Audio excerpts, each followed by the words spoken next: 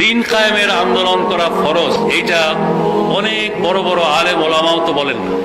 এরা অল্প শিক্ষিত অথবা স্কুল কলেজ বিশ্ববিদ্যালয়ে শিক্ষিত লোকেরা এটা পাইল।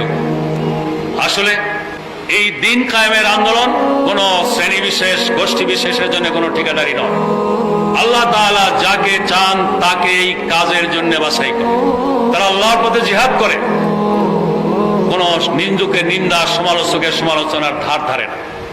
এই আন্দোলনে সবর এবং তাওয়াক্কুলের গুরুত্ব সবচেয়ে বেশি। এই আন্দোলনে অতীতে যারা নেতৃত্ব দিয়েছেন, আম্বিয়া কেরাম আলাইহিস সালাম, সিদ্দিকীন, সালেহীন, শুহাদা, তারা সকলেই নানা রকমের বিপদ আপদ মুসিবতের মধ্য দিয়ে অগ্রসর হয়েছে। ইসলামী আন্দোলনের অংশগ্রহণের সুযোগ আল্লাহ তাআলার পক্ষ থেকে একটি বাড়তি মর্যাদা, কিন্তু সেই সাথে এই মর্যাদা রক্ষায় ব্যর্থ হলে